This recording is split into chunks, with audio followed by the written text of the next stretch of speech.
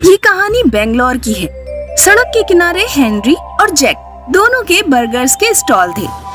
Henry बहुत ही अच्छा था। वो अपने बर्गर्स में अच्छी सामग्री का इस्तेमाल करता था, जैसे कि अच्छी सब्जियां, अच्छे आलू, अच्छा तेल और अच्छे क्वालिटी के बर्गर्स बन। और जैक को बस पैसे कमाने का लालच था। वो सड़ी गली सब्जियां, सस्ता तेल, पुराने आलू का इस्तेमाल करता था। दोनों के बर्गर्स 50 रुपए के थे, पर फिर भी हेनरी से ज्यादा जैक के बर्गर्स बिका करते थे। देखो भाई, तुम हमेशा बोलते हो ना, अच्छे कर्मों का फल अच्छा होता है। तुम तो बहुत अच्छे हो, अच्छी सामग्री का इस्तेमाल करते हो, पर फिर भी तुम्हारे बर्गर को कोई नहीं खरीदता। ऐसा क्यों? जैक अक्सर हेनरी को उसकी अच्छाई के लिए ताने मारा करता था। एक रात की बात है, उस दिन हेनरी के काफी बर्गर्स बचे थे। अरे बाप रे, आज तो बर्गर्स बिके ही नहीं। अगर ऐसे ही चलता रहा तो कैसे चलेगा?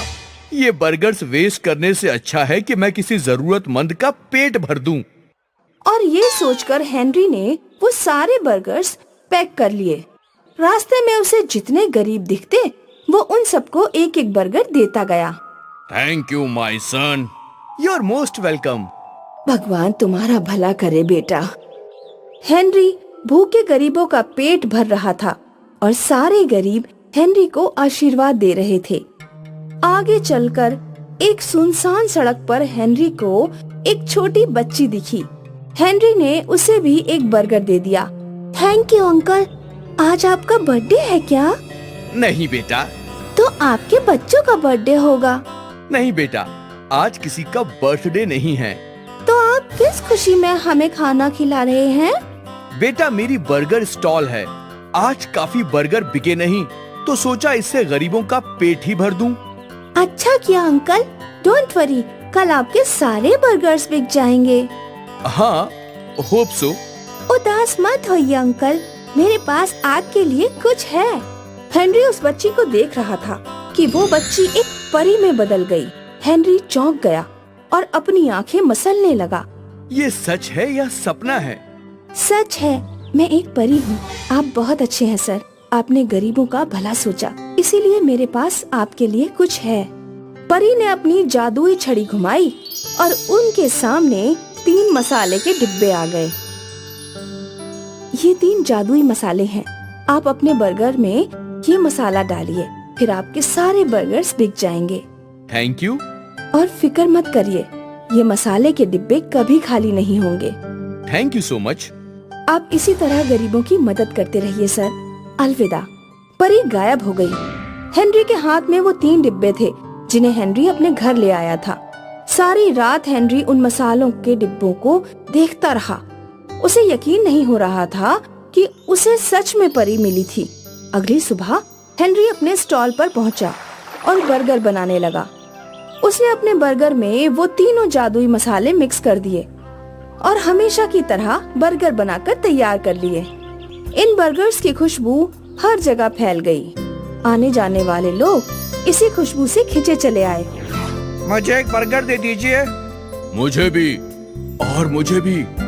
देखते ही देखते हेनरी के स्टॉल पे भीड़ लगने लगी और हेनरी के बनाए हुए सारे बर्गर्स बिक गए। ये देखकर जैक जल भुन गया। अरे ये हेनरी ने क्या गड़बड़ की है? आज सारे लोग इसके ही बर्गर क्यों खा रहे हैं? जैक परेशान था। अगले दिन भी हेनरी के सारे बर्गर्स बिक गए। तो जैक ने हेनरी से पूछा, क्या बात है भाई, आजकल तुम्हारे सारे बर्गर्स बिक रहे हैं? हाँ, क्योंकि मैं अच्छी चीजों से बर्गर बनाता हूँ, वो भी जादुई मसाले डालकर। जादुई मसाला? तुम नहीं समझोगे। हेनरी का बर्गर स्टॉल अच्छा चल रहा था, ये जैक को अच्छा नहीं लग रहा था। जैक अपनी हर कोशिश कर रहा था। उसने दाम गिरा दिए, फिर भी लोग हेनरी के बर्गर ही खा रहे थे। एक दिन जैक ने सोचा कि वो जादुई मसालों के बारे में पता करके ही रहेगा। इसीलिए जैक हेनरी की गैर हाजिरी में जादुई मसाले ढूंढने लगा। यहीं कहीं होगा जादुई मसाला। जैक को वो 3 जादुई मसालों के डिब्बे दिखे, पर जैसे ही जैक ने उन मसालों की डिब्बियों को हाथ लगाया तो सारे मसाले उसकी आंख में उड़ गए। मसालों की मिर्ची से जैक यहाँ वहाँ भागने लगा। उस दिन के बाद फिर कभी जैक ने 3 जादुई मसालों को छीनने की कोशिश नहीं की। कुछ महीनों में हेनरी ने जादुई मसालों से बने बर्गर बेचकर काफी पैसे कमा लिए। अब उसका छोटा सा स्टॉल एक बड़ा बर्गर जॉइंट बन चुका था और अब भी उसके बर्गर्स की खुशबू कस्टमर्स को आकर्षित कर रही थी। हेनरी हर रात बर्गर जॉइंट बंद करने के बाद एक्स्ट्रा बर्गर्स बनाया करता था। सर, ये बर्गर हम रोज क्यों बनाते हैं? गरीबों के लिए। पर क्यों? ये तुम नहीं समझोगे। हेनरी रोज ये सारे बर्गर्स अपने हाथ से गरीबों में बांटा करता था। धन्यवाद बेटा। Thank you. हेनरी गरीबों को बर्गर्स बांटकर खुद ही थैंक यू बोला करता था और स्माइल करता था, क्योंकि वो जानता था कि आज वो जो कुछ भी है वो उस परी के 3 जादुई मसालों की वजह से है। उस रात अगर वो बर्गर्स नहीं बांटता तो आज उसका भी भला नहीं हो पाता। इसीलिए कहते हैं, कर भला तो हो भला। ये किस्सा है एक गांव में रहने वाली सरोज का। सरोज भावुक बातें करके लोगों का फायदा उठाने वाली एक चालाक और झूठी औरत थी। सुमित और दीपिका, पड़ोस वाली पिंकी हमारे घर आ रही है। तुम दोनों जल्दी से माथे पर गीली पट्टी डालकर और चादर ओढ़कर सो जाओ। कुछ देर बाद जब सरोज ने पिंकी के कदमों की आवाज सुनी तो उसने अपने लड़के और लड़की के मुंह में एक एक थर्मामीटर भी दे दिया। सरोज बहन, तुमने मुझसे पिछले महीने 2000 रुपए उधार लिए थे। मेरे घर मेहमान आ गए हैं, कुछ खर्चा ज्यादा होगा। क्या तुम मुझे 2000 लौटा दोगी? बहन, मेरे बच्चे कल रात से बीमार हैं। कल ही मैं इनकी 5000 की दवा लेकर आई हूँ। मैं तुम्हारे पैसे अगले महीने लौटा दूंगी। बहन, अगर तुम्हारे पास इस समय 4-5 किलो आटा हो तो मुझे दे जाओ। सारे पैसे दवा में खर्च हो गए। घर में एक अनाज का दाना भी नहीं है। पिंकी को सरोज के बच्चों पर दया आ गई।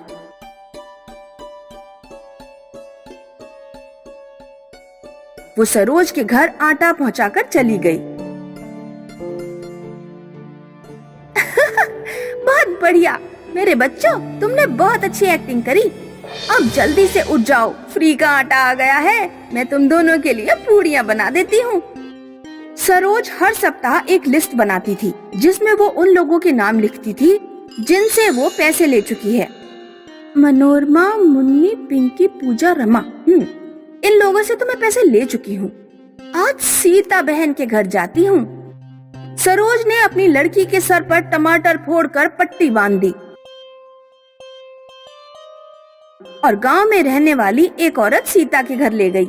सीता बहन, मेरी बेटी के सिर में चोट लग गई है। क्या तुम मुझे 4000 रुपए उधार दे दोगी? मुझे अभी इसे अस्पताल लेकर जाना है।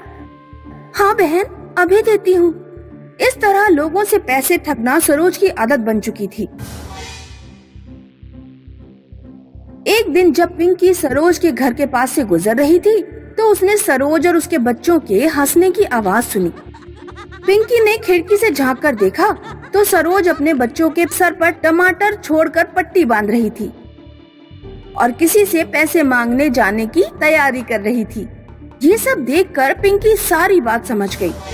उस दिन शाम को पिंकी और उसके पति के गुरु घर पर आए।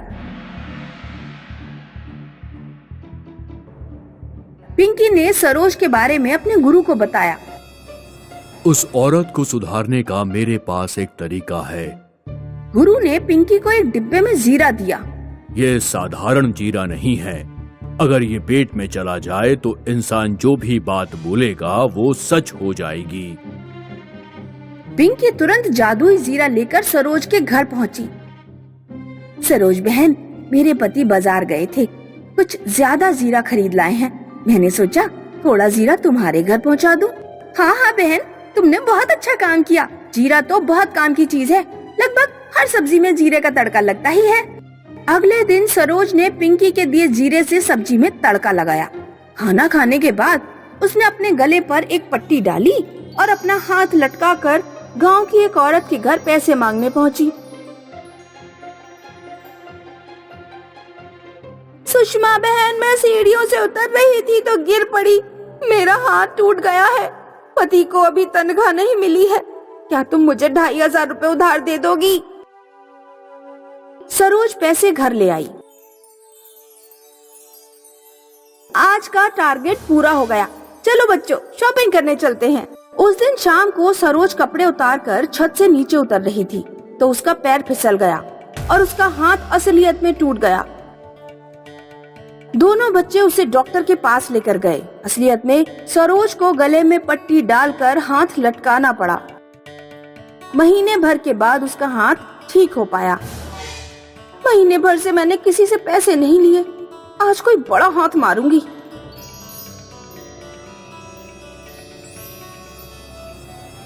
सुनो जी, मैंने और बच्चों ने बहुत एक्टिंग कर ली, इस बार तुम्हारी बारी। पिंकी अपने घर पर बैठी लौकी छील रही थी। अचानक सरोज रोती हुई पिंकी के घर पहुंच गई। पीछे उसके दोनों बच्चे खटिया पर अपने पापा को लेकर आ रहे थे।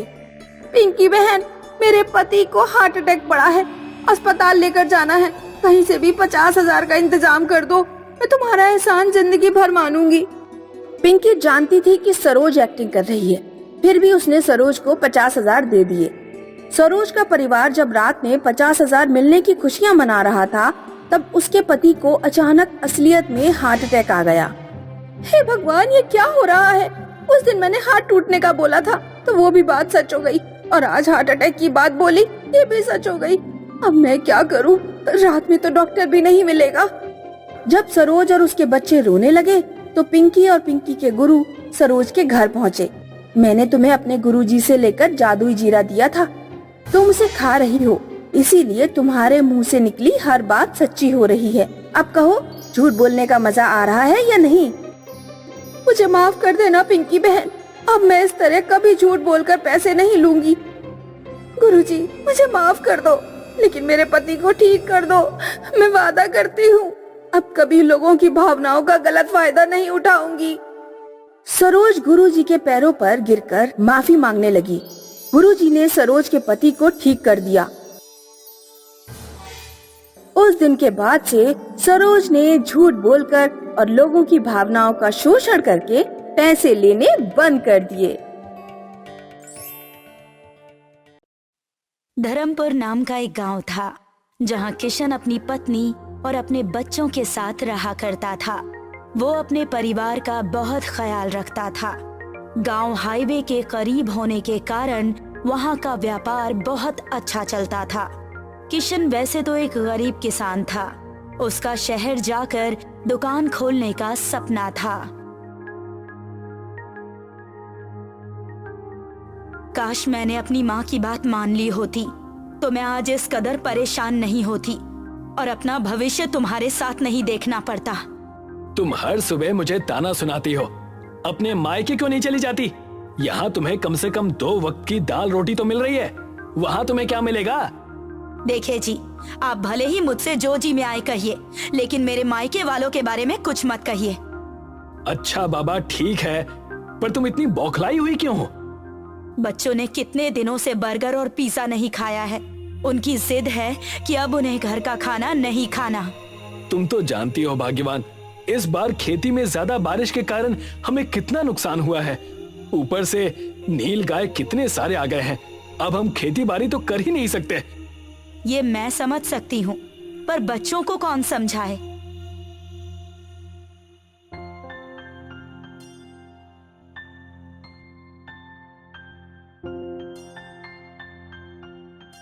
किशन अपने दोनों बच्चों को स्कूल से घर लेकर आता है।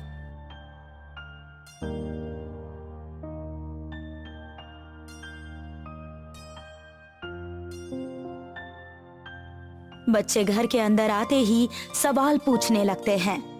पापा, मेरा पिज्जा कहाँ है? ना पिज्जा है और ना बर्गर, यहाँ तो कुछ भी नजर नहीं आ रहा। हाँ पापा, मेरे सारे क्लासमेट्स टिफिन में बर्गर और पिज्जा लेकर आते हैं और एक हम है कि भिंडी लौकी खाते रहते हैं। बहुत बेइज्जती होती है हमारी। तुम दोनों चिंता न करो, हमारा समय भी बदलेगा, कुछ दिन और इंतजार कर लो। किशन और बच्चों की बात सुनकर साया की आंखों में आंसू आ गए।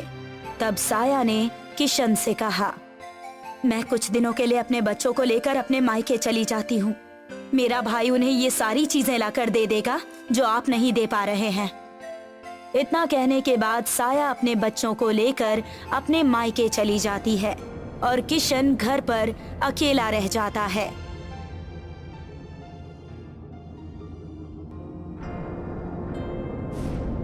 मेरी पत्नी और मेरे बच्चे मुझसे दूर हो गए। हे भगवान, अब और कैसे दिन देखूंगा मैं? मुझे ही कुछ करना होगा। किशन को रोता देख वहाँ पर गांव के बहुत बड़े जमींदार रामचरण सिंह आ गए और किशन से पूछने लगे, किशन, क्या बात है भाई? क्यों गंगा जमुना बहा रहे हो? ऐसी कौन सी विपदा आन पड़ी? अरे जमींदार साहब आइए, अब क्या बताऊं, खेती बारिश की वजह से खराब हो गई। पत्नी बच्चों को लेकर अपने मायके चली गई। मेरे पास परिवार कहने के लिए अब कुछ बचा ही नहीं है। ना परिवार साथ है, न किस्मत। जैसा कि मैं तुम्हें देख पा रहा हूँ, बात पैसे की समझ आ रही है कि आर्थिक स्थिति तुम्हारी संकट में है। बिल्कुल सही कहा आपने। मुझे शहर जाकर कोई व्यापार करना है, पर मेरे पास 1 रुपया भी नहीं है। एक काम करो, तुम मुझसे कुछ पैसे ले लो। मैं तुम्हें पूरे 2000 रुपए देता हूँ। उन पैसों से शहर चले जाओ। जब तुम्हारे पास हो जाए तब तुम मुझे मेरे पैसे लौटा देना। और क्या? बड़ी मेहरबानी होगी साहब, इतना मेरे लिए किसी ने भी नहीं किया। मैं बिल्कुल तैयार हूँ। मैं आपके पैसे ब्याज सहित लौटा दूंगा। किशन जमींदार से पैसे ले लेता है और शहर चला जाता है और शहर में दर बदर भटकने के बाद उसे एक आटा चक्की में नौकरी मिल जाती है। किशन, तुम्हें मैं महीने के 8000 रुपए दूंगा। तुम्हें मन लगाकर आटा चक्की की दुकान में काम करना है। मुझे तुम्हारी कोई भी शिकायत नहीं सुननी। जैसा आप कहें, मैं बिल्कुल ऐसा ही करूंगा। मैं आपको शिकायत का कोई मौका नहीं दूंगा। किशन कुछ दिन उस आटा चक्की में काम करता है। एक दिन हिसाब के हेर फेर की वजह से उसका उस आटा चक्की के मालिक के साथ झगड़ा हो जाता है। मैंने तुम्हें कितना ईमानदार समझा था, पर तुम तो चोर निकले। मुझे तुमसे ये उम्मीद नहीं थी। निकल जाओ मेरी दुकान से और इस बाजार में कभी नजर मत आना। तुम्हें यहाँ अब कोई भी काम नहीं देने वाला। मैंने आपके यहाँ पर कोई भी चोरी नहीं की। आप मुझ पर ऐसा झूठा इल्जाम मत लगाइए। और हाँ, मुझे भी आपके पास कोई काम नहीं करना। मेरी 2 महीने की तनख्वाह मुझे दे दीजिए बस। किशन अपने मालिक से पैसे लेकर सामने वाले पिज्जा की दुकान पर बैठ जाता है और देखता है। आओ आओ, गर्मा गर्म पिज्जा खाओ। यार, मैं अकेले कितना काम करूं? मुझे कुछ समझ में नहीं आ रहा। कोई एक बंदा मिल जाए तो मैं उसके ऊपर अपनी जिम्मेदारी सौंप दूं। लच्छू की बात सुनकर किशन उसके पास चला गया और कहने लगा, भाई साहब, क्या मैं आपकी दुकान में काम कर सकता हूँ? मुझे भी पिज्जा बनाना सिखा दीजिए। मैं लोगों के जूठे बर्तन धोने के लिए भी तैयार हूँ। लगता है ये मजबूर है। इसकी मजबूरी का मैं बखूबी फायदा उठाऊंगा। हाँ हाँ, क्यों नहीं। तुम मेरे दुकान में काम कर सकते हो, लेकिन एक ही शर्त पर।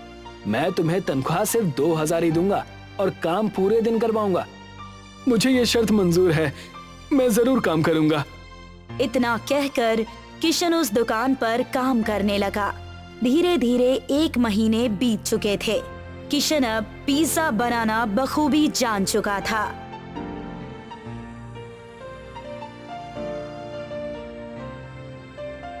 थोड़े से पैसे जमा करके किशन अपनी पत्नी और अपने बच्चों से मिलने अपने ससुराल पहुंचता है, जहां वो देखता है कि उसके बच्चे जूते सिलने और उन्हें पॉलिश करने का काम कर रहे हैं और उसकी पत्नी साया लोगों के घरों में काम कर रही है।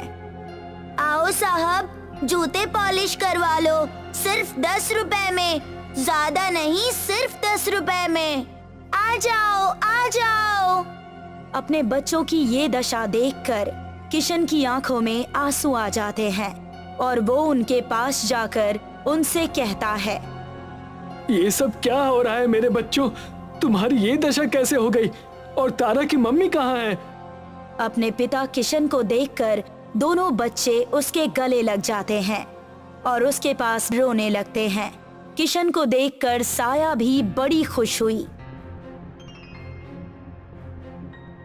और किशन से कहने लगी, मुझे माफ कर दीजिएगा जी, मेरी छोटी सी गलती की वजह से बहुत बड़ा बखेड़ा खड़ा हो गया। मैं यहाँ पर अपने भाई और उसकी पत्नी की बहुत ताने सुनती हूँ। बस अब बहुत हुआ, चलिए अब अपने घर चलिए। नहीं नहीं, मैं कहीं नहीं जाने वाला। मुझे तुम्हारे भाई से मिलना है। आखिर कैसे वो मेरे बच्चों से जूते पॉलिश करवा सकता है? किशन साया के बड़े भाई यानी अपने बड़े साले से जाकर मिलता है और उससे गुस्से में कहता है, तुम्हारी इतनी हिम्मत कि तुमने मेरे बच्चों से काम करवाया और मेरी पत्नी से भी। अब क्या करूं? मेरे पास इतने पैसे हैं नहीं कि मैं इन्हें हर रोज इनके मन का खाना खिला सकूं, और इतना ही है तो इन्हें लेकर यहाँ से चले जाओ। मैं अपनी पत्नी और बच्चों को लेकर यहाँ से जा रहा हूं।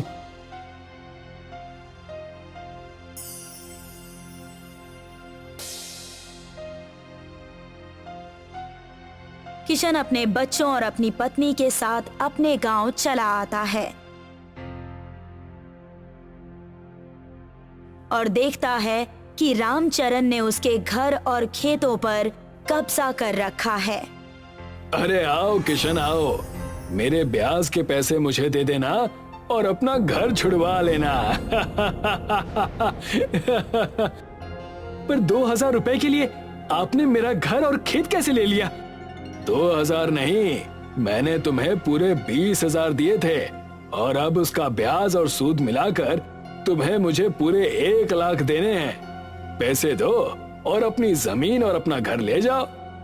रामचरण ने किशन को अपने घर से बेघर कर दिया और किशन अपने परिवार के साथ रास्ते पर आ गया।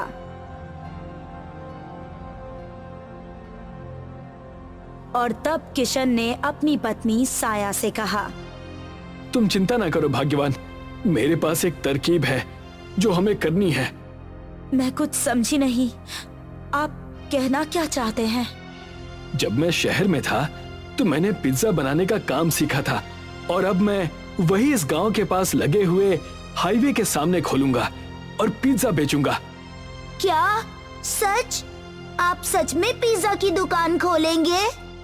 जैसा आप कहें जी, मैं तो कब से चाहती हूँ कि ऐसा कुछ हो और मैं दुकान चलाऊं, और तो और मुझ में दुकान चलाने का हुनर भी है।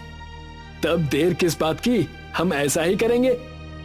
किशन और साया ने हाईवे के एक जमीन पर एक छोटा सा पिज्जा का दुकान खोल लिया और उसका नाम रखा पिज्जा एक्सप्रेस हाईवे।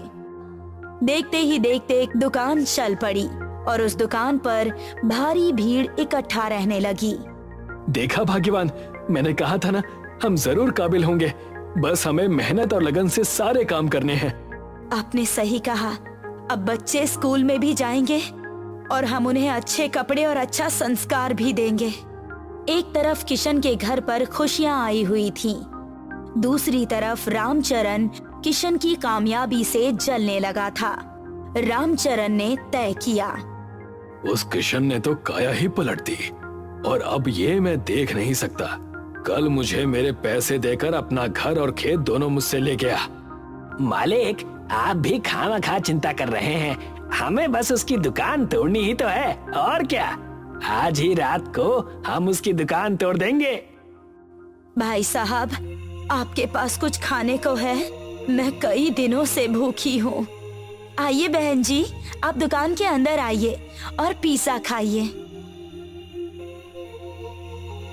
साया ने खुद अपने हाथों से एक पिज्जा उस सुंदर औरत को परोसा। वाह, ये तो बड़ा ही स्वादिष्ट पिज्जा है, पर मेरे पास देने के लिए तुम्हें पैसे नहीं हैं। मेरी पत्नी ने आपको बहन कहा है और आप अब घर की हुई। आप पैसों की चिंता ना कीजिए और पेट भर के खाइए। जैसे ही किशन ने इतना कहा, उस सुंदर औरत ने एक परी का रूप धारण कर लिया और उनसे कहने लगी, हमेशा खुश रहो किशन और साया। मैं एक मायावी परी हूँ। तुम्हारी नेकी और तुम्हारी ईमानदारी ने मेरा मन मोहित कर लिया। अब से तुम जो भी पिज्जा बनाओगे वो विशाल पिज्जा बन जाएगा और एक पिज्जा खाते ही सभी का पेट भर जाएगा। तुम्हारे दुकान को अब कोई हानि नहीं पहुंचा सकता। हमेशा खुश रहो।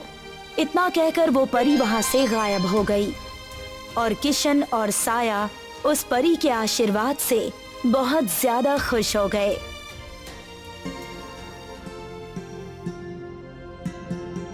रात को रामचरण अपने कुछ गुंडे लेकर उनके दुकान पर पहुंचा। जाओ, इसकी दुकान को हाईवे से नीचे गिरा दो। आप चिंता न करिए। जैसे ही वो गुंडे उस पिज्जा एक्सप्रेस हाईवे की दुकान के पास पहुंचे, सामने से एक पेड़ की डाली बहुत तेजी से उनकी तरफ आई और उन्हें अपने साथ उठाकर पेड़ के ऊपर लेकर चली गई। बचाओ, हमें बचाओ, यहाँ से नीचे उतारो, बचाओ हमें। उनकी आवाज सुनकर वहाँ पर किशन का परिवार आ गया और कहने लगा, बड़ा मजा आया। रामचरण काका तो पूरे बंदर लग रहे हैं। जी हाँ, जैसे को तैसा। मुझे माफ कर दो किशन, मुझसे बहुत बड़ी गलती हो गई है। मैं आइंदा से तुम्हें और तुम्हारे परिवार को कभी तंग नहीं करूंगा। साया के भाई को भी मैंने ही पैसे दिए थे ताकि तुम्हारी पत्नी और बच्चे खुश न रहें। सिर्फ तुम्हारी वजह से मेरा परिवार कितनी मुश्किल में था, तुम्हें इसका अंदाजा भी है? जाओ और अब तुम ऐसे ही तड़पो। किशन और साया वहां से चले गए। रामचरण को अपनी गलती का एहसास हो गया था। उस पेड़ ने उन्हें नीचे उतार दिया।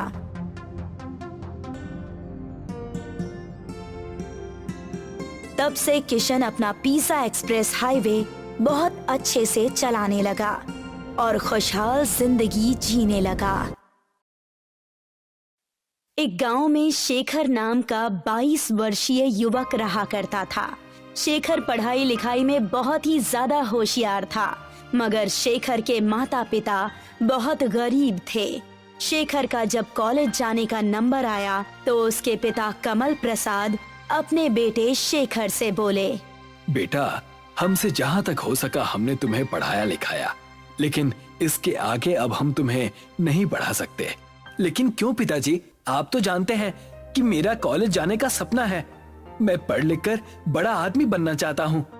शेखर की बात सुनकर शेखर की माँ अनीता ममता भरी नजरों से शेखर की ओर देखकर बोली, हर माता पिता यही चाहते हैं बेटा कि उनका बेटा बड़ा होकर अच्छे कॉलेज में जाए और वो अपने माता पिता का खूब नाम रोशन करे। लेकिन तुम तो जानते हो, तुम्हारे पिता ने तुम्हें मजदूरी करके यहाँ तक पढ़ाया है। कॉलेज की फीस का बोझ अब वो नहीं उठा सकते। कोई बात नहीं माँ, मैं पिताजी का दर्द समझता हूँ।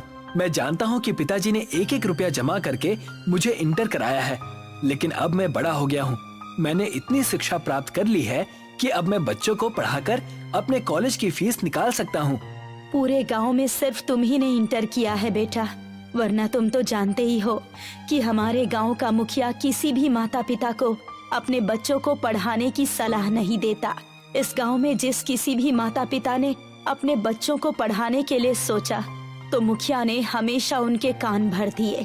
तुम्हारी माँ सही कह रही है बेटा।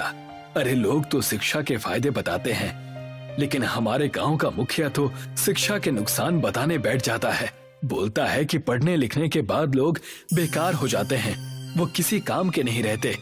मेहनत करने से फिर वो दिल चुराने लगते हैं और मजदूरी करने में उन्हें शर्म आने लगती है।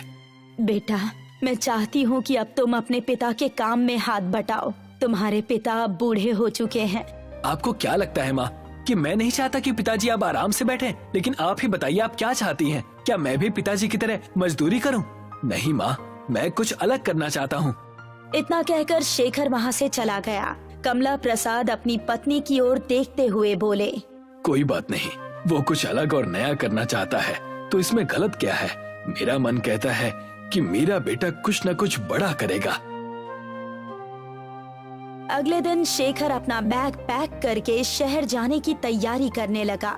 कहाँ जा रहे हो शेखर? मैं शहर जा रहा हूँ माँ। शहर में मेरा दोस्त नितिन रहता है, मैं उसके साथ उसके कमरे में रह लूंगा। और वहाँ पर मुझे ट्यूशन पढ़ाने के लिए बहुत सारे बच्चे भी मिल जाएंगे। आप दोनों चिंता मत कीजिए, और जैसे ही सब कुछ सही हो जाएगा मैं हर महीने आप लोगों को मनी ऑर्डर भेजता रहूंगा। इतना कहकर शेखर घर से निकल गया। शेखर बस स्टैंड पहुंचा ही था कि तभी वहां पर गांव का मुखिया टहलते हुए आ गया। शेखर को देखकर मुखिया मजाक उड़ाने वाले अंदाज में शेखर से बोला, क्या हाल है शेखर, कहाँ जाने की तैयारी है? मैं शहर जा रहा हूँ मुखिया जी। हाँ, मैंने सुना है कि तुम शहर में जाकर कॉलेज में पढ़ाई करना चाहते हो। तुम नई पीढ़ी के बच्चों में शर्म नाम की कोई चीज तो बची नहीं है। पिता मजदूरी करते करते बूढ़ा हो गया है, उसका हाथ बटाने की बजाय शहर में मौज मस्ती करने जा रहे हो। अपनी हद में रहिए मुखिया जी। आप क्या चाहते हैं कि मैं भी पिताजी की तरह जीवन भर मजदूर की तरह जीवन व्यतीत कर दूं? मैं अपनी आने वाली पीढ़ी को इन मुसीबतों का सामना नहीं करने दूंगा। इतना कहकर शेखर बस में चढ़ गया और कुछ ही घंटे में वो शहर पहुंच गया। शहर में वो अपने दोस्त नितिन के पास पहुंचा ही था कि उसे अचानक देखकर नितिन चौंक गया। क्या बात है शेखर, तुम अचानक यहाँ कैसे? शेखर ने सारी बात नितिन के सामने रख दी। मुझे ये कहते हुए अच्छा तो नहीं लग रहा है, लेकिन मैं तुम्हारी मदद नहीं कर सकता क्योंकि मेरा रूम पार्टनर 2 दिन के बाद यहाँ पर आ जाएगा। कोई बात नहीं, मैं यहाँ जमीन पर बिस्तर बिछाकर सो जाया करूंगा। वैसे भी तुम और तुम्हारा रूम पार्टनर तो कॉलेज में चले जाते हैं। मैं सुबह और शाम बच्चों को ट्यूशन पढ़ा दिया करूंगा और तुम्हारे साथ कॉलेज चला जाया करूंगा। आई एम सॉरी शेखर, ये बातें कहने में अच्छी लगती हैं, लेकिन सच ये है कि 3 लोग एक रूम में एडजस्ट नहीं कर सकते हैं। तुम्हें यहाँ से जाना होगा, और वैसे भी तुम्हें अपने माता पिता को गाँव में अकेला छोड़कर यहाँ नहीं आना चाहिए था। जाओ, जाकर उनके साथ मजदूरी करो। शेखर मुंह लटकाकर वहाँ से चला गया और फुटपाथ पर बैठकर सोचने लगा। अगर गांव वापस चला गया तो सभी लोग मेरा मजाक उड़ाएंगे। समझ में नहीं आता कि अब मैं क्या करूं, कहां जाऊं। शेखर काफी देर तक गहरी सोच में गुम रहा। कुछ देर बाद एक बूढ़ा व्यक्ति शेखर के पास आकर बोला, मैं काफी देर से देख रहा हूं कि तुम फुटपाथ पर अकेले बैठे हुए हो। कोई परेशानी है तो मुझे बताओ। शेखर ने जब उस बूढ़े को देखा तो उसे उनमें अपने पिता की झलक नजर आई। शेखर ने सारी बात उस बूढ़े व्यक्ति को बता दी कि किस तरह उसके दोस्त नितिन ने उसे अपमानित करके रूम से निकाल दिया। तुम ये क्यों सोचते हो कि तुम पढ़ लिख कर ही बड़े आदमी बन सकते हो? आजकल जमाना बहुत बदल गया है। मैं आपकी बात का मतलब नहीं समझा। ये सच है कि शिक्षा बहुत जरूरी है, लेकिन उससे भी ज्यादा सच ये है कि इस देश में जितने भी बड़े बिजनेसमैन और बड़ी बड़ी कंपनी के मालिक हुए हैं, उन सब ने बहुत कम पढ़ाई लिखाई की थी। मेरी एक पिज्जा की दुकान है, तुम चाहो तो मेरी दुकान पर काम कर सकते हो और रात में मेरी दुकान पर रुक भी सकते हो। इस तरह तुम्हें अपने गांव वापस नहीं जाना पड़ेगा। शेखर को उस बूढ़े व्यक्ति की बात बहुत ज्यादा पसंद आई। उस दिन के बाद से शेखर उस बूढ़े व्यक्ति की दुकान में डिलीवरी बॉय का काम करने लगा। वो दिन भर मेहनत करके पिज्जा की डिलीवरी करता और रात के समय बूढ़ा व्यक्ति जब दुकान बंद करके चला जाता तब शेखर उसकी दुकान में ही बैठकर रात भर पढ़ाई करता। धीरे धीरे शेखर की समझ में आने लगा कि पढ़ाई और व्यापार दोनों अलग अलग बातें हैं। एक दिन शेखर उस बूढ़े व्यक्ति से बोला, मैं पिज्जा बनाना सीखना चाहता हूँ। क्यों नहीं बेटा, जरूर, आज से ही तुम किचन में काम करोगे। शेखर कुछ ही दिनों में बहुत बढ़िया पिज्जा बनाना सीख गया। उसके हाथ के बने हुए पिज्जा लोगों को बहुत पसंद आने लगे। शेखर अब कुछ पैसे बचाकर अपने माता पिता को भी मनी ऑर्डर कर देता था। अचानक उस बूढ़े व्यक्ति का देहांत हो गया। बूढ़े व्यक्ति के देहांत के बाद उस बूढ़े व्यक्ति का बेटा शेखर से बोला, मैं तुम्हें शुरू से पसंद नहीं करता था। पिताजी को पता नहीं तुम्हारे अंदर ऐसा क्या नजर आया था कि उन्होंने पूरी दुकान तुम्हें सौंप दी। तुम यहाँ से जा सकते हो। ऐसा मत कीजिए, अगर आप मुझे दुकान से निकाल देंगे तो मैं कहाँ जाऊँगा? अरे कहीं भी जाओ, मुझे उससे क्या। वैसे भी तुम्हें पिज्जा बनाना तो आता ही है। जाओ, जाकर कहीं और पिज्जा बनाओ। आइंदा मेरी दुकान के इर्द गिर्द भटक भी मत जाना। चलो निकलो यहाँ से। शेखर चुपचाप अपना सामान लेकर उसकी दुकान से बाहर निकल गया। बाहर निकलकर वो फिर से उसी फुटपाथ पर गया जहाँ पर उसकी पहली मुलाकात उस बूढ़े व्यक्ति से हुई थी। मैं हार नहीं मानूंगा। मेरे हाथ का पिज्जा शहर के लोगों को बहुत अच्छा लगता है और वैसे भी कई लोग मुझसे कह चुके हैं कि मुझे खुद की अपनी दुकान खोलनी चाहिए। क्यों ना मैं उन सब से मदद मांगू। अब से मैं अपना व्यापार खुद से शुरू करूंगा, किसी के आगे अब हाथ नहीं फैलाऊंगा। इतना कहकर शेखर हर उस जगह पर जाने लगा जहां वो पिज्जा डिलीवरी किया करता था। शेखर के स्वभाव को देखते हुए सभी लोगों ने उसकी बहुत मदद की और कुछ ही दिनों में शेखर ने शहर में एक छोटी सी दुकान किराए पर लेकर उसमें पिज्जा बनाने लगा। मगर शेखर की दुकान नहीं चली क्योंकि शहर में ब्रांडेड पिज्जा खाने वाले लोगों की संख्या बहुत ज्यादा थी। शेखर इसी परेशानी में रात के समय एक बहुत पुरानी बेकरी के पास बैठा हुआ था कि तभी एक व्यक्ति की आवाज उसके कानों में टकराई। कौन हो तुम? मेरा नाम शेखर है। आप कौन है? मेरा नाम मोहनलाल है। वो बेकरी देख रहे हो? मैं तो काफी समय से देख रहा हूँ, ये बेकरी तो बंद पड़ी हुई है। मेरी बेकरी रात में ही स्टार्ट होती है। मेरी बेकरी में वड़ा पाव बहुत ही अच्छा बना करता है। वैसे तुम क्या करते हो? अब मैं आपको क्या बताऊं बाबा, मैं पिज्जा बनाता हूँ। कुछ समय पहले मैंने कर्ज लेकर किराए पर दुकान ली थी, लेकिन पता नहीं क्यों मेरा पिज्जा लोग खरीद ही नहीं रहे। क्योंकि तुम्हें कुछ नया आइटम बनाना चाहिए बेटा। तुम वड़ा पाव पिज्जा क्यों नहीं ट्राई करते? वड़ा पाव पिज्जा? ये कैसी बातें कर रहे हैं आप बाबा, मैं तो पहली बार इसका नाम सुन रहा हूँ। मुझे तुम्हारा स्वभाव बहुत पसंद आया बेटा। मैं तुम्हें एक राज की बात बताता हूँ। मुझे वड़ा पाव बनाने की बहुत सी विशेष विधि आती है। कुछ समय पहले मैंने वड़ा पाव पिज्जा बनाने की विधि एक विदेशी से सीखी थी। तुम चाहो तो मैं तुम्हें वो विधि सिखा सकता हूँ, लेकिन एक शर्त है। कैसी शर्त बाबा? मेरी जो वड़ा पाव पिज्जा बनाने की विधि है उसके लिए तुम्हें सिर्फ मेरी ही बेकरी से वड़ा पाव खरीदने पड़ेंगे। लेकिन मेरे पास आपके वड़ा पाव खरीदने के पैसे नहीं हैं। कोई बात नहीं, तुम्हें मैं उधार देने के लिए तैयार हूँ। लेकिन इस बात की क्या गारंटी है बाबा कि वड़ा पाव पिज्जा बिकेगा ही बिकेगा? जरूर बिकेगा बेटा, और देखते ही देखते तुम्हारे दिन बदल जाएंगे। इतना कहकर मोहनलाल शेखर को बेकरी के अंदर ले गया। शेखर ने देखा कि बेकरी अंदर से बहुत बड़ी बनी हुई थी, पर वहाँ पर एक भी मजदूर काम नहीं कर रहा था। सिर्फ मशीन ही काम कर रही थी, जो कि ऑटोमेटिक तरीके से वड़ा पाव बनाकर तैयार कर रही थी। बाबा, यहाँ तो कोई मजदूर नहीं है और इतनी बड़ी मशीन की आवाज तो बाहर लग ही नहीं रही। ये ऑटोमेटिक मशीन है बेटा, कुछ समय के बाद तुम्हें सब समझ में आ जाएगा। मोहनलाल बेकरी के अंदर शेखर को वड़ा पाव बनाने की विधि समझाने लगा। कुछ ही देर में शेखर की समझ में आ गया। शेखर बहुत सारे वड़ा पाव लेकर अपनी दुकान पर गया और सुबह तक उसने सारे वड़ा पाव पिज्जा बनाकर तैयार कर दिए, जिनकी सुगंध दूर दूर तक जा रही थी। एक बाइक सवार युवक जो कि वहाँ से गुजर रहा था, अचानक शेखर की दुकान के सामने बाइक रोककर खड़ा हो गया। यहाँ तो बहुत अच्छी सुगंध आ रही है। ये वड़ा पाव पिज्जा की सुगंध है। मैं तो इस तरह के पिज्जा के बारे में पहली बार सुन रहा हूँ। लाओ जरा मुझे भी टेस्ट कराओ। शेखर ने एक वड़ा पाव पिज्जा उसे दे दिया। पिज्जा खाकर वो युवक खुशी से उछल पड़ा।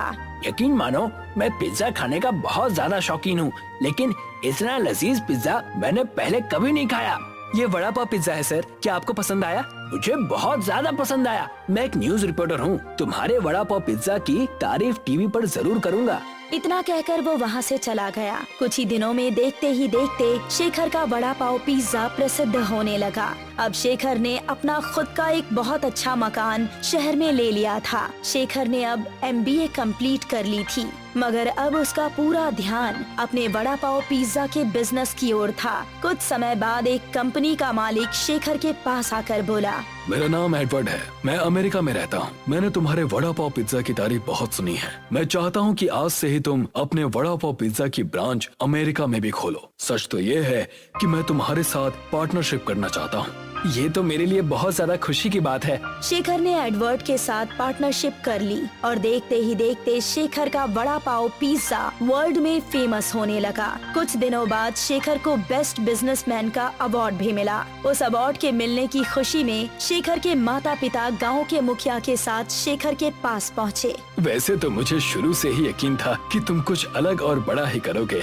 मुझे अपनी आंखों पर विश्वास नहीं हो रहा मेरे बेटे कि तू इतना बड़ा आदमी बन गया। तुम्हारे पिता बिल्कुल सही कह रहे हैं बेटा। मुझे खुशी है कि तुमने उस वक्त मेरी बात नहीं मानी। अगर तुम मेरी बात मान लेते तो तुम भी अपने पिता की तरह एक मजदूर ही रहते। मुझे माफ कर दो शेखर, मुझे समझ में आ गया है कि अगर प्रतिभा के साथ शिक्षा भी जुड़ जाए तो फिर इनका मुकाबला कोई नहीं कर सकता। तुमने न सिर्फ हमारे गांव का बल्कि इस देश का भी नाम बहुत रोशन किया है। मुझे तुम पर गर्व है। शेखर ने मुखिया और अपने माता पिता से बोला, मेरी इस सफलता के हकदार मेरे मित्र मोहन लाल जी हैं। अगर वो अपनी बेकरी से वड़ा पाव मुझे नहीं देते तो शायद मैं कभी इतना बड़ा आदमी नहीं बनता। आज भी उन्हीं की बेकरी के बने हुए वड़ा पाव मेरी कंपनी में आते हैं। तो फिर तो तुम्हें उन्हें धन्यवाद कहना चाहिए बेटा। आपके आने से पहले मैं उन्हीं के पास जाने की तैयारी कर रहा था। तो जाओ बेटा, शुभ काम में देरी नहीं करनी चाहिए। शेखर अपनी कार से उस बेकरी के पास पहुंच गया।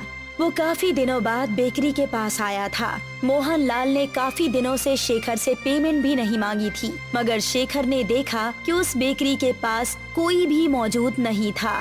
वो बेकरी बंद पड़ी हुई थी। शेखर हैरत से उस बंद बेकरी की ओर देखने लगा कि तभी एक व्यक्ति की आवाज उसके कानों में टकराई। क्या देख रहे हो? मेरा नाम शेखर है। वैसे तो इस समय मोहनलाल जी बेकरी के सामने ही होते हैं, लेकिन पता नहीं आज उनकी बेकरी बंद है। ये तुम कैसी बातें कर रहे हो? ये बेकरी तो बरसों से बंद पड़ी है और जिन मोहनलाल की तुम बात कर रहे हो वो तो बहुत सालों पहले हुआ करते थे। क्या कहना चाहते हैं आप? मोहनलाल जी 1950 के दशक में इस बेकरी के मालिक थे। आप कौन हैं? मैं एक साफ सफाई करने वाला कर्मचारी हूँ। इतना कहकर उस व्यक्ति ने कुछ चेक निकाल कर शेखर को दिए। कई महीनों से मुझे ये चेक यहाँ पर पड़े हुए मिल रहे हैं। इसमें किसी शेखर नाम के व्यक्ति के सिग्नेचर हैं। क्या वो तुम ही हो? हाँ, वो मैं ही हूँ। तुम्हारा दिमाग तो ठीक है। तुम ऐसे व्यक्ति के नाम पर चेक काट कर फेंक रहे हो जो इस दुनिया से 70-80 साल पहले ही जा चुका है। इतना कहकर वो चला गया। शेखर की समझ में अब सारा माजरा आ चुका था। वो समझ चुका था कि शायद वो वड़ा पाव जिसका वो वड़ा पाव पिज्जा बना रहा था वो चमत्कारिक थे। शेखर मुस्कुराता हुआ चुपचाप वहाँ से वापस चला आया, मगर वो आज भी वड़ा पाव पिज्जा बनाने के लिए प्रसिद्ध है। गरीब सचिन इंदौर में आइसक्रीम बेचता था। सचिन रात 11 बजे तक आइसक्रीम बेचता, फिर फैक्ट्री में अपनी आइसक्रीम गाड़ी जमा करने के बाद घर लौटता। उसके छोटे से घर में उसका बड़ा परिवार रहता था। उसकी पत्नी, 2 बच्चे और बूढ़े पिता। ये लो दीपक और रचना, तुम्हारी आइसक्रीम। हुर्रे, मुझे मिली है वेनिला वाली और मुझे मिली है चॉकलेट वाली। खाने के बाद दांत जरूर साफ करना, वरना दांतों में कीड़े लग जाएंगे। गीता, खाना ले आओ। सब्जी तो आज खत्म हो गई। वीरपुर वाली चाची आ गई थी। एक तो वैसे ही हमारे घर में इतने सारे लोग हैं, ऊपर से मेहमान टपक जाते हैं। रोटियां रखी हैं। दाने दाने पर लिखा है खाने वाले का नाम। सब्जी उनके भाग्य में थी जो उन्होंने खा ली। तुम मुझे प्याज की चटनी दे दो। सचिन, मेरे लिए आइसक्रीम लाया कि नहीं? पापा, आप अपनी उम्र के हिसाब से चीजें खाया करिए ना। आइसक्रीम बूढ़े लोग नहीं खाते। बेटा, कई वर्ष बीत गए, कोई मीठा पकवान नहीं खाया। सोचता हूँ आइसक्रीम खाकर ही काम चलाऊं। आप चिंता मत करिए, मैं किसी दिन आपको गुलाब जामुन ला कर दूंगा। सचिन का घर इतना छोटा था कि आंधी बारिश आने पर सोने में दिक्कत हो जाती थी। मम्मी, आपकी टांग मेरे मुंह पर आ रही है। अगर मैं ज्यादा पीछे गई तो मेरा सिर दीवार से टकराएगा। और दीवार मजबूत नहीं है तो मम्मी का सिर दीवार पार करके पड़ोस की पिंकी ताई के घर पहुंच सकता है। पापा, ऊपर एक मंजिल बनवा लीजिए। जब सारे लोग सोते हैं तो ओवरलैपिंग हो जाती है। बेटा, माँ के चरण स्पर्श करना अच्छी बात होती है, तो अभी कुछ महीने सहन कर लो। पैसे हो जाएंगे तो मैं ऊपर बनवा दूंगा। सचिन सुबह आइसक्रीम गाड़ी लेने अपनी फैक्ट्री में चला जाता था। बोलो, आज कितने का माल चाहिए? आज 2000 का माल डाल दीजिए। वनीला फ्लेवर वाली आइसक्रीम बढ़ा देना। 2000 का नहीं, 3000 का ले जाओ। थोड़ी मेहनत करके बेच लेना। इस हफ्ते आइसक्रीम ज्यादा बन गई है। साहब, पर मेरे पास सिर्फ 2000 रुपए हैं। रुपयों का हिसाब बाद में हो जाएगा। तुम अभी माल लेकर जाओ। सचिन पूरी दोपहरी सड़कों और बाजार में घूमता। आइसक्रीम वाला, वनीला, मैंगो, चॉकलेट स्ट्रॉबेरी सब मिलेगी। बच्चों जवानों आ जाओ, दोपहर में ठंडक पालो। वनीला वाली आइसक्रीम कितने की है बेटा? 20 रुपए से वनीला फ्लेवर की शुरुआत है अम्मा। 2 रुपए वाली कोई आइसक्रीम नहीं है क्या? अम्मा 2 रुपए की मेरे पास कोई आइसक्रीम नहीं है। थोड़ी सस्ती वाली भी आइसक्रीम रखा करो। गरीब लोग आइसक्रीम कैसे खाएंगे? हाँ? मैं खुद एक गरीब आदमी हूँ अम्मा। आइसक्रीम की कीमत फैक्ट्री निर्धारित करती है, हम तो सिर्फ बेचते हैं। कुछ देर बाद एक लड़का सचिन के पास आया। भैया मुझे एक ऐसी आइसक्रीम चाहिए जिसमें मैंगो, चॉकलेट और स्ट्रॉबेरी तीनों मिक्स हो। ऐसी तो कोई आइसक्रीम नहीं आती, लेकिन तुम एक काम कर सकते हो, तीनों आइसक्रीम खरीद लो और घर जाकर एक बर्तन में तीनों आइसक्रीम को मिक्स कर लेना, फिर वो तुम्हारी मनपसंद आइसक्रीम बन जाएगी। ठीक है, मुझे तीनों आइसक्रीम दे दो। रात में जब सचिन फैक्ट्री से लौट रहा था तो अचानक आइसक्रीम की गाड़ी का टायर फट गया। ओफो, लगता है आज फैक्ट्री पहुंचते पहुंचते 12 बज जाएंगे। सचिन गाड़ी घसीटते हुए बड़ी मुश्किल से फैक्ट्री तक पहुंचा। सचिन, तूने इतनी देर क्यों लगाई? मैं कब से तेरा इंतजार कर रहा हूँ। सुबह तू 1000 का माल एक्स्ट्रा लेकर गया था, चल पैसे ला। साहब, मैंने बहुत कोशिश की लेकिन माल निकल नहीं पाया। आप चाहे तो माल वापस रख लीजिए, गाड़ी का टायर भी फट गया है, कल आप ठीक करा दीजिएगा। नहीं, माल वापस नहीं होगा, तुम्हें माल के पैसे तो चुकाने ही होंगे, साथ साथ फटे टायर के भी पैसे देने होंगे। ये आप क्या कह रहे हैं साहब? टायर मेरी वजह से नहीं फटा, ये पुराना हो चुका था, शायद इसलिए फटा है। गाड़ी का रख रखाव और मरम्मत तो फैक्ट्री की जिम्मेदारी है। नहीं, फैक्ट्री इन सब छोटी मोटी चीजों का खर्चा नहीं उठाएगी। कल तुम्हें 1000 रुपए माल के और 1000 रुपए टायर के देने होंगे। सचिन उस दिन उदास होकर घर पहुंचा। पापा, आज हमारे लिए कौन सी आइसक्रीम लेकर आए? तुम दोनों क्यों रोजाना आइसक्रीम मांगते हो? जाकर सो जाओ, आज मैं कोई आइसक्रीम नहीं लाया हूँ। खाना खाते समय गीता ने सचिन से पूछा, आप बच्चों पर नाराज क्यों हुए? क्या आज कमाई नहीं हुई? फैक्ट्री का मालिक जबरदस्ती ज्यादा माल पकड़ा देता है और फिर पैसे मांगता है। गाड़ी का टायर फट गया, उसके भी पैसे मुझसे मांग रहा है। आप उसके पास जाना ही मत, थोड़े दिन मजदूरी कर लो, फिर एक ई रिक्शा ले लेना।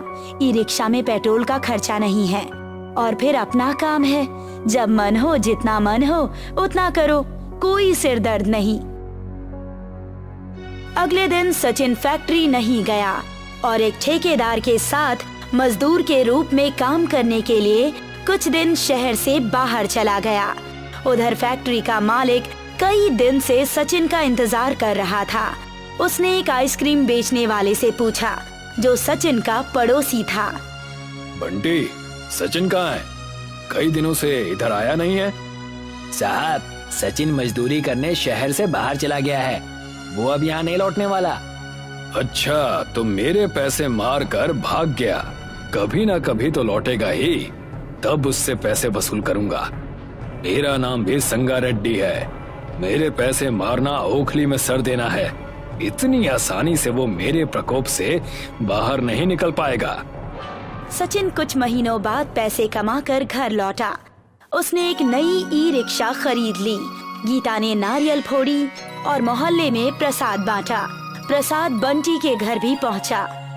लीजिए बंटी भैया प्रसाद, हमारे घर नई ई रिक्शा आई है। बहुत अच्छी बात है भाभी, सचिन खूब तरक्की कर रहा है। बंटी ने जाकर फैक्ट्री के मालिक को ये बात बता दी। साहब, सचिन ने नई ई रिक्शा खरीद ली है, बहुत खुशहाली है आजकल उसके घर में। आज ही किसी को उसके घर भेजता हूँ। रात में एक आदमी सचिन के घर पहुंचा। सचिन, मुझे संगा रेड्डी साहब ने भेजा है, तुमने उनके पैसे नहीं दिए हैं, हिसाब करने के लिए साहब ने तुम्हें बुलाया है। मेरे पास संगा रेड्डी का कोई पैसा नहीं है, उसका माल मैं गाड़ी में छोड़ आया था और टायर के पैसे देना मेरा काम नहीं है। संगा रेड्डी से कह देना अब मैं उसका गुलाम नहीं हूँ। संगा रेड्डी के आदमी ने जाकर सब कुछ संगा रेड्डी को बताया। जरा सी ई रिक्शा क्या खरीद ली तो सोच रहा है कि मेरे जैसा बड़ा बिजनेसमैन बन गया। बहुत अकड़ दिखा रहा है ना, मैं निकालता हूँ उसकी अकड़। उसे रोते हुए किसी दिन मेरे पास ही आना पड़ेगा काम मांगने के लिए। सचिन का घर पतली गली में था। ई रिक्शा वहाँ पहुँच नहीं पाती थी, इसलिए सचिन रिक्शा को रोड पर एक दुकान के सामने खड़ा किया करता था। आप ई रिक्शा को रोड पर खड़ा करके आ जाते हैं, अगर कोई उठाकर ले गया तो? कौन उठाकर ले जाएगा इतनी भारी रिक्शा को? और भी लोगों के वाहन तो वहीं खड़े रहते हैं रोड पर। जब उन्हें कोई डर नहीं तो मुझे क्या डर? और फिर मुझ गरीब का कोई दुश्मन भी नहीं है। देखो, आज मैं तुम्हारे लिए साड़ी लेकर आया हूँ और बच्चों के लिए गुलाब जामुन। संगा रेड्डी ने बंटी से चोरी छुपे पता कर लिया था कि सचिन अपना रिक्शा रोड पर कहाँ खड़ा करता है। संगा रेड्डी ने एक रात वाहन उठाने वाली क्रेन सड़क पर भेजी और सचिन का रिक्शा उठवा दिया। अरे ये ई रिक्शा उठाकर कहाँ ले जा रहे हो? मैं सरकार का आदमी हूँ, रोड पर खड़े वाहनों को हटा रहा हूँ। ट्रांसपोर्ट ऑफिस में जुर्माना चुकाने के बाद वाहन वापस मिल जाएगा। ऐसा कहकर संगा रेड्डी का आदमी ई रिक्शा को उठाकर ले गया। काफी दूर जाकर वो एक हाईवे पर पहुंचा। हाईवे के किनारे ढलान पार करके एक तालाब था। क्रेन ने ई रिक्शा को ढाल पर छोड़ दिया। ई रिक्शा लुढ़कती हुई तालाब में जा पहुंची और डूब गई। अगले दिन सचिन सुबह सुबह रोड पर पहुंचा तो उसने देखा कि ई रिक्शा वहां पर है ही नहीं। उसने लोगों से पूछताछ की तो एक आदमी ने उसे बताया कि ट्रांसपोर्ट ऑफिस का आदमी ई रिक्शा को उठाकर ले गया है। सचिन ट्रांसपोर्ट ऑफिस में पहुंचा। नहीं, हमने तुम्हारी ई रिक्शा नहीं उठाई है। लगता है कोई सरकार के नाम का इस्तेमाल करके तुम्हारा वाहन उठाकर ले गया। सचिन ने ई रिक्शा को बहुत ढूंढा, लेकिन उसे अपनी ई रिक्शा कहीं पर भी नहीं मिली। सचिन ई रिक्शा को ढूंढते ढूंढते हाईवे तक पहुंच गया। वो कड़ी धूप में पैदल चल रहा था। सचिन को चक्कर आ गया। वो हाईवे के किनारे वाली ढलान पर गिर पड़ा और लुढ़कते हुए उसी तालाब के किनारे जा पहुंचा। रात तक सचिन बेहोश पड़ा रहा। रात में जब बारिश शुरू हुई तो बारिश की बूंदों से सचिन को होश आया। ये मैं कहाँ आ गया हूँ? सचिन ने देखा तालाब में कमल खिले हुए हैं और कमल के फूलों के अंदर आइसक्रीम भरी हुई है। सचिन ने एक कमल का फूल तोड़ा और आइसक्रीम खाकर देखी। आइसक्रीम तो बहुत टेस्टी है। ई रिक्शा तो अब नहीं मिलने वाली। अगर मैं इन कमल के फूलों को बेचूं तो मेरी अच्छी इनकम हो सकती है। सचिन अपने घर गया। एक बक्सा लेकर तालाब में वापस पहुंचा।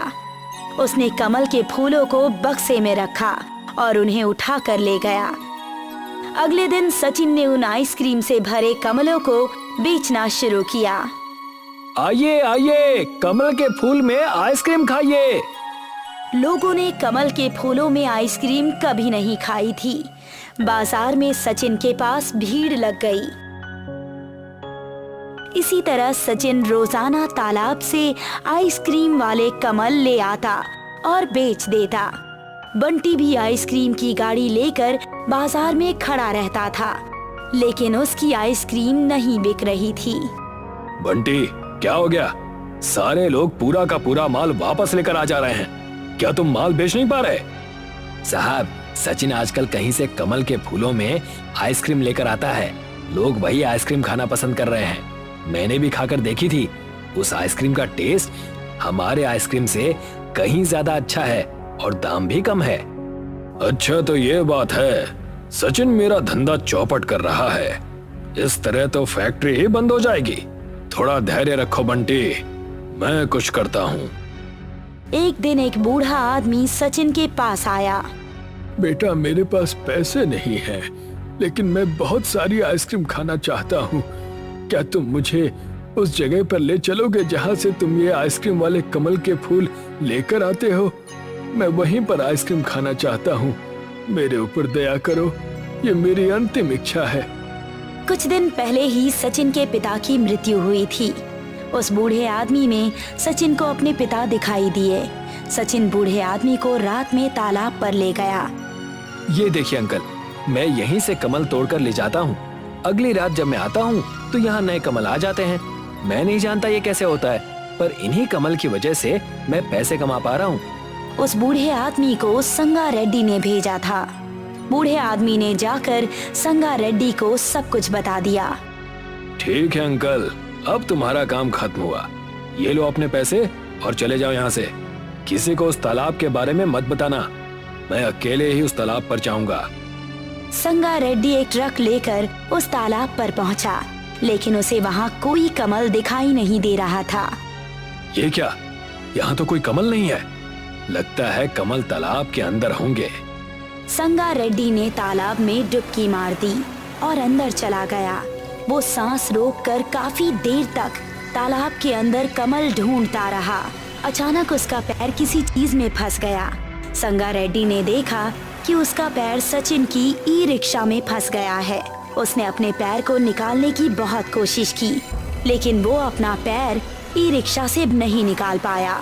संगा रेड्डी ज्यादा देर तक सांस नहीं रोक पाया और पानी के अंदर ही बेहोश हो गया। उसका शरीर तालाब के ऊपर तैरने लगा। कुछ देर बाद सचिन तालाब में कमल लेने पहुंचा। उसने देखा तालाब में संगा रेड्डी का शरीर तैर रहा है। सचिन संगा रेड्डी की बॉडी को तालाब से बाहर निकाल लाया। काफी देर के बाद संगा रेड्डी को होश आ गया। रेड्डी साहब, आप यहाँ कैसे आए? संगा रेड्डी की आंखों में आंसू आ गए। मुझे माफ कर देना सचिन, मैंने ही तुम्हारी ई रिक्शा उठवाई थी। मैं तुम्हारे कमल चुराने आया था, लेकिन इस तालाब के अंदर डूबे तुम्हारे ई रिक्शा में ही मेरा पैर फंस गया और मैं पानी के अंदर बेहोश हो गया। अगर तुम समय पर नहीं आते तो मैं बच नहीं पाता। मेरी तुमसे कोई दुश्मनी नहीं, लेकिन अपने अहंकार के कारण मैं पागल हो गया था। कोई बात नहीं साहब, देर आए दुरुस्त आए। कम से कम अब आपको अपनी गलती का एहसास तो है। तुम्हारी आइसक्रीम के सामने मेरी आइसक्रीम नहीं टिकने वाली। मैं इस फैक्ट्री को बेचकर दूसरे शहर में फैक्ट्री लगाऊंगा। संगा रेड्डी शहर छोड़कर चला गया। सचिन कमल के फूलों में आइसक्रीम बेच बेच कर काफी अमीर हो गया और उसने अपनी फैक्ट्री शुरू कर दी। ये कहानी है विमला आइसक्रीम वाली की। विमला अपनी आइसक्रीम के लिए मशहूर थी। मुझे ऑरेंज फ्लेवर चाहिए और मुझे लेमन और मुझे तो स्ट्रॉबेरी फ्लेवर चाहिए। हाँ हाँ, सबको दे रही हूँ। विमला के हाथ में हमेशा एक घंटी हुआ करती थी। जैसे ही वो घंटी बजाती, गली मोहल्ले के सारे बच्चे उसके पास भागे चले आते। इस शहर में एक आइसक्रीम की दुकान भी थी, लेकिन कोई बच्चा वहाँ नजर नहीं आता था। न जाने इस विमला ने बच्चों पर क्या जादू किया है, हमारी आइसक्रीम कोई खाता ही नहीं है। तभी विमला वहाँ से गुजर रही थी। अरे ओ विमला, बोलिए। ऐसा क्या खास है तेरी आइसक्रीम में? वो भला मैं आपको क्यों बताऊं? अच्छा छोड़, एक आइसक्रीम ही दे दे। आपके पास इतनी सारी आइसक्रीम है, वही खाइए। आइसक्रीम की दुकान वाला हक्का बक्का रह गया और विमला वहाँ से चली गई। अब दुकानदार सोच में पड़ गया कि कैसे वो विमला का कांटा निकाले। कोई तो रास्ता होगा इस विमला की बच्ची से निपटने का।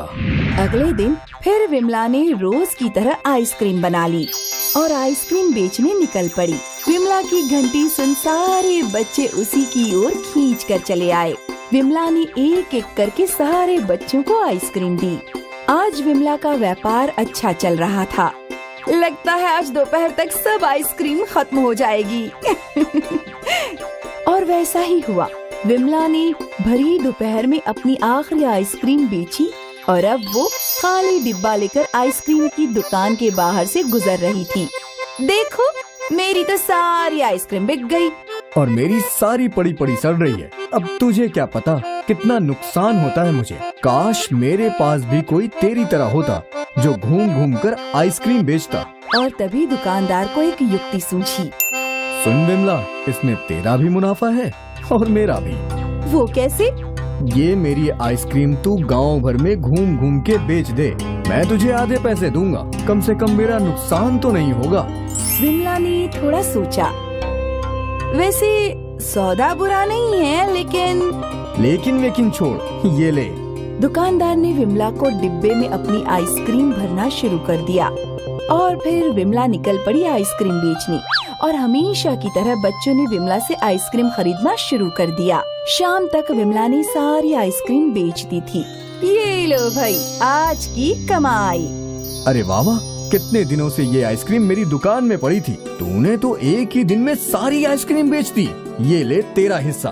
विमला को अच्छे खासे पैसे मिले और ये देख वो बहुत खुश थी। विमला अपने घर गई और आज वो खुशी से नाच रही थी। कुछ देर बाद उसके दरवाजे पे जोर जोर से ठक ठक होने लगी।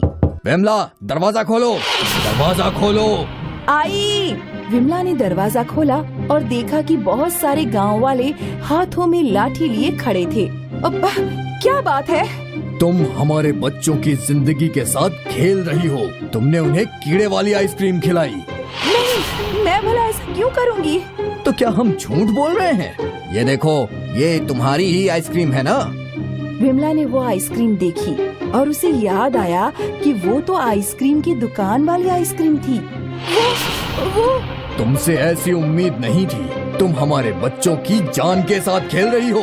कल से गांव में तुम्हारी आइसक्रीम कोई भी नहीं खरीदेगा। सरपंच गुस्सा होकर वहाँ से चला गया और साथ ही सारे गांव वाले। फिर विमला वहीं बैठकर रोने लगी। कितनी बड़ी बेवकूफ हूँ मैं। कम से कम आइसक्रीम बेचने से पहले उसे देख तो लेती। लालच ने मुझे अंधा बना दिया था। बेवकूफ हूँ मैं। विमला को अपने लालच पर पछतावा हो रहा था, लेकिन बाद पछताए क्या हो जब चिड़िया चुग गई खेत। इसीलिए बच्चों कहते हैं लालच बुरी बला है। जमुना एक बड़ी मेहनती और दरियादिल औरत थी। वो बहुत स्वादिष्ट कुल्फी बनाकर सुल्तानपुर में बेचती थी। कुल्फी बेचकर ही वो अपना पेट पालती थी। बच्चे उसकी कुल्फी को बहुत पसंद करते थे। कुल्फी ले लो, कुल्फी, कुल्फी ले लो। एक कुल्फी कितने की दी? 5 रुपया बेटा। मेरे पास तो 1 ही रुपया है। ठीक है, 1 रुपया ही दे दो। ये लो कुल्फी। जमुना की दरियादिली देख उसकी सहेली थोड़ी परेशान हो जाती थी। जमुना, अगर तुम इतने सस्ते में कुल्फी बेचोगी तो तुम्हें बहुत घाटा होगा। तुम अपना घर कैसे चलाओगी? मुझे तो बस इन बच्चों को ये कुल्फी खाता देख ही खुशी होती है। जमुना को एक दिन सड़क पर गर्मी से परेशान एक कुत्ता मिला। जमुना ने उसे भी एक कुल्फी खिलाई। अब वो कुत्ता जमुना के साथ ही रहने लगा। जमुना कुल्फी बेचने जाती तो वो भी उसके पीछे पीछे गली गली में जाता था। जमुना की स्वादिष्ट कुल्फी धीरे धीरे पूरे सुल्तानपुर में प्रसिद्ध हो गई। सब बच्चे अब सिर्फ उसी से कुल्फी खरीदकर खाते थे। बच्चे उसे प्यार से जमुना मासी बुलाने लगे। जमुना मासी आ गई। पहले मुझे नहीं, पहले मुझे दे दो। अरे, एक एक करके आओ बच्चों, सबको कुल्फी दूंगी। आज बहुत सारी कुल्फी बनाकर लाई हूँ। जमुना की कुल्फियों की बढ़ती बिक्री से आइसक्रीम बेचने वाले हरिया को बहुत जलन होने लगी, क्योंकि अब सब बच्चे उसकी आइसक्रीम की जगह जमुना से कुल्फी खरीदने लगे थे। हरिया ने अपनी आइसक्रीम की बिक्री बढ़ाने का एक तरीका निकाला। अरे जमुना बहन, कब तक गली गली सर पर ये बोझा रखकर घूमोगी? एक काम करो, अपनी सारी कुल्फी मुझे बेच दिया करो। नहीं हरिया, मुझे खुद बच्चों को कुल्फी बेचना अच्छा लगता है। तुम्हारी मर्जी, मैंने तो सोचा था कि तुम्हारा काम आसान कर दूं।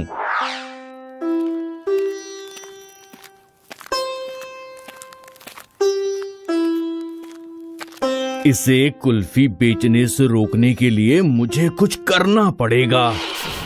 जमुना कुल्फी बेचने के लिए गांव में घूमती। वो कुत्ता भी उसके साथ ही घूमता। जमुना एक गली से गुजरते हुए कुल्फी की आवाज लगाती है।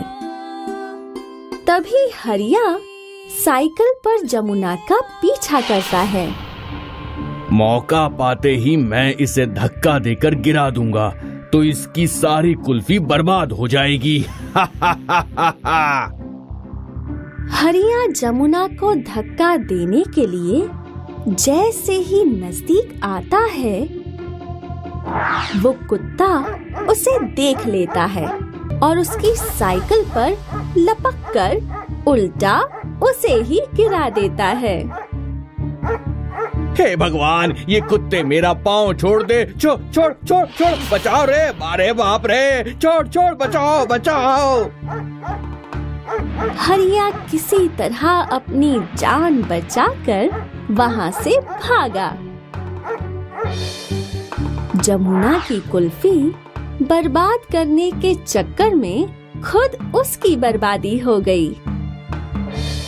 उस कुत्ते ने जमुना की कुल्फियां बर्बाद होने से बचा लीं।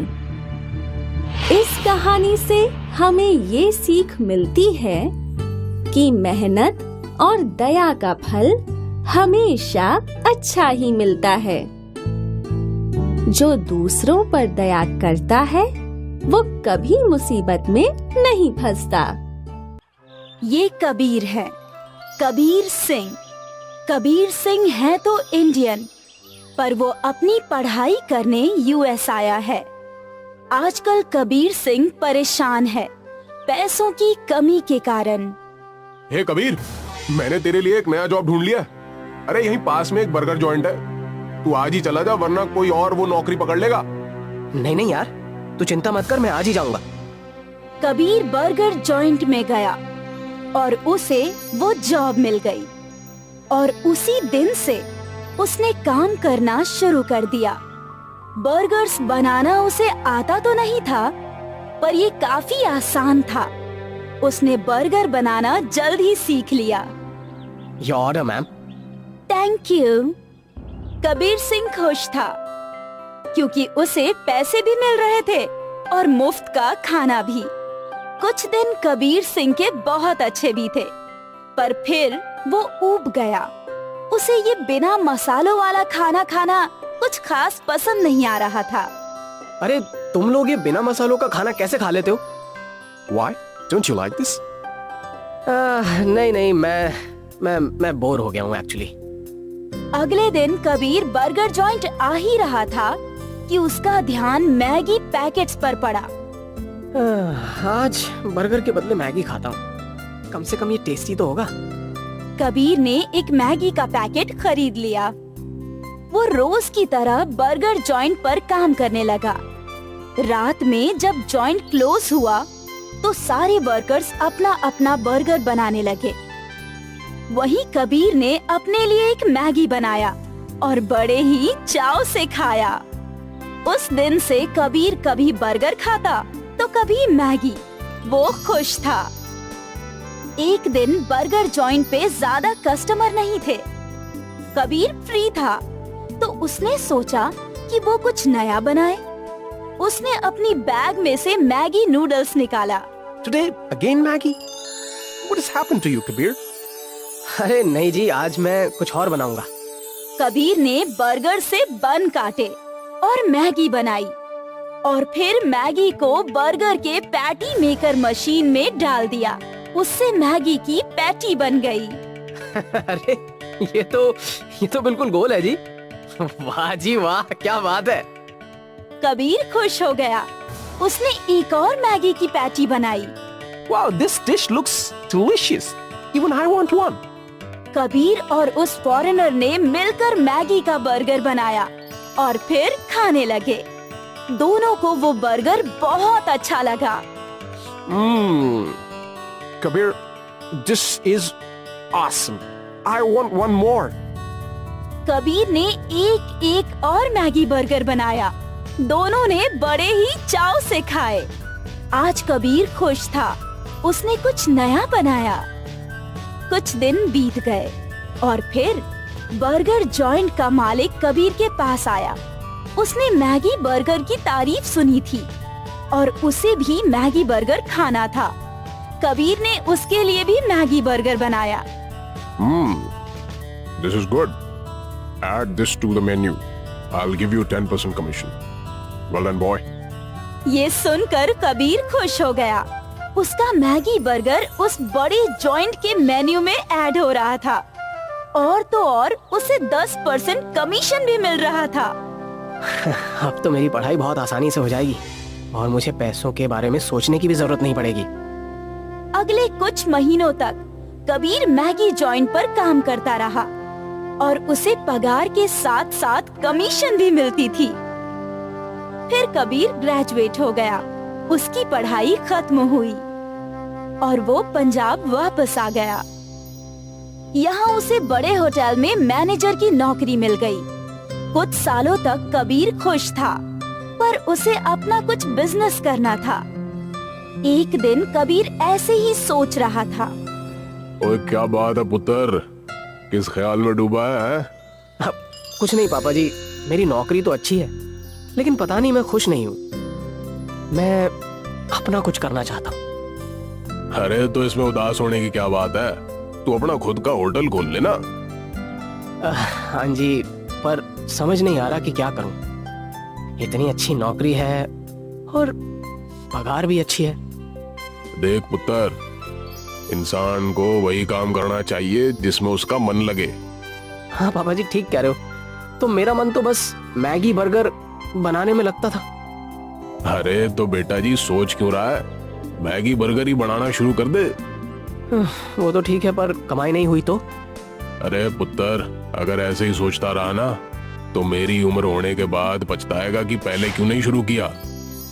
अभी भी तेरे पास वक्त है। नौकरी का क्या है, वो तो वापस मिल जाएगी। हाँ ठीक है पापा जी। कबीर के पापा जी ने उसको प्रोत्साहित कर दिया। अभी भी कबीर झिझक रहा था क्योंकि वो एक बड़े होटल का मैनेजर था जहां उसकी कमाई अच्छी थी, पर अब उसे सब कुछ पहले से शुरू करना था।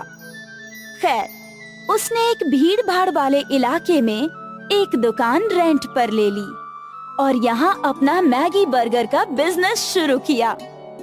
ये कैसा बर्गर है? ये एक्चुअली मैगी का बर्गर है जो बहुत ही टेस्टी होता है जी। एक बार खाकर तो देखिए। ठीक है जी, खिलाओ। पहले कुछ दिनों तक कबीर की दुकान कुछ खास नहीं चली, पर फिर धीरे धीरे उसकी दुकान चल पड़ी। कॉलेज के बच्चे मैगी बर्गर खाने के लिए दूर दूर से आते। कबीर ने स्टाफ बढ़ा दिया और मैगी बर्गर में वैरायटीज डाली। चीज Maggi burger, Schezwan Maggi burger. फिर तो मानो कबीर की स्टॉल यंगस्टर्स का फेवरेट फूड जॉइंट बन गया। 6 महीने में कबीर ने एक और ब्रांच खोल दी और अगले 1 साल में 3 और नई ब्रांचेस। कबीर का मैगी बर्गर कमाल कर रहा था। कबीर ने अपनी पूरी फैमिली को काम पर लगा दिया। उसके सारे भाई, कजिन्स सब एक ही कंपनी में काम करते थे, बर्गर सिंह। महज 6 सालों में कबीर की बर्गर सिंह एक बहुत बड़ा फूड चेन बन गया। भारत के 30 शहरों में उसके ब्रांचेस खुल गए। अब कबीर और उसके पापा जी एक बहुत ही बड़ी कांच की बिल्डिंग में बैठा करते थे। उत्तर याद है तुझे वो रात जिस दिन तू बहुत परेशान था? हाँ पापा जी, वो कैसे भूल सकता हूँ। अगर उस दिन आपने मुझे सपोर्ट नहीं किया होता तो आज हमारा बर्गर सिंह नहीं होता।